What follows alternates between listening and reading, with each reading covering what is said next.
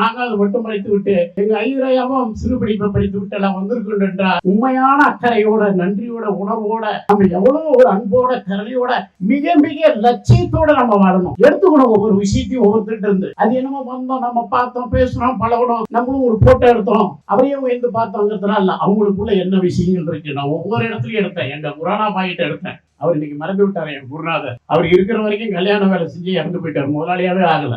இஸ்லாமியா அவரு என் பாய், அவரு அவர்தான் குருநாதர். அவர்கிட்டையும் நான் சொல்லுவேன், நீங்க இப்படி கல்யாண வேலை பார்த்துக்கிட்டு இருந்தோமா கூலிக்கு என்னைக்கு பாய் முதலாளி அவர்தான் நமக்கு சின்ன பையன்.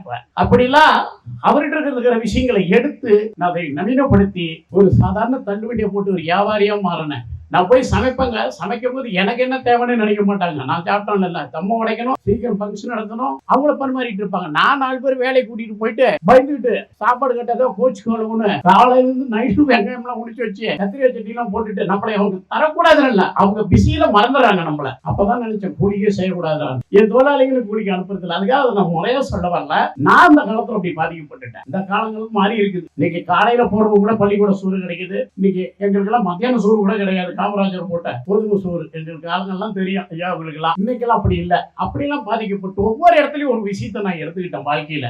அதனாலதான் இந்த இடத்துல இந்த அளவுக்கு நிக்க முடியுது. அப்படி ஐயா கிட்ட நான் எடுத்துக்கொண்டு இன்னைக்கு உங்க முன்னாடி எல்லாம் நின்று நான் பேசிக்கிட்டு இருக்கிறோம்னு சொன்னா எனக்குள்ள ஒரு உண்மை இல்லாம ஐயா கிட்ட இருந்து ஒரு விஷயத்தை நான் எடுத்துக்க முடியாம இருந்ததுன்னா இந்த ஆர்டர் கூட இன்னைக்கு குளறுபடியா இருக்கும். நிச்சயமாக தெரியாது. சொன்ன இன்னைக்கு என்ன, வந்த இன்னைக்கு என்னன்னு அது பெருமைக்கு சொல்லவில்லை. தொழில் அக்கறை. ஒரு இடத்துக்கு போயிட்டோமோ நம்மளோட முழுமையா அர்ப்பணிக்கணும். அந்த தொழிலுக்கு பயப்படணும், பயந்து செய்யணும். ஐயோ நம்ம இவ்வளவுதான் சொன்னாங்க, இலை காலி ஆகி போச்சு, இல்ல சாப்பாடு காலி ஆகி போச்சு, புளியும் ஏத்துக்க மாட்டேன். வரவங்களுக்கு எல்லாம் குறை இல்லாம அந்த இடத்த ஆழ்மை பண்ணுவேன். 250 பேர் இன்னைக்கு சொல்றாங்க. அப்ப இந்த பண்ணையில எவ்வளவு பேர் வேலை பார்த்துருப்பாங்க, அவங்க சொந்தங்கள் எத்தனை பேர் வருவாங்க, பண்ணை சார்ந்து பக்கத்து பகுதியில் இருக்கிறீங்க எத்தனை பேர் வருவாங்க, உங்களுடைய காரோட்டிகள் எத்தனை பேர் வருவாங்க, டிரைவருங்க வருவாங்க கூட.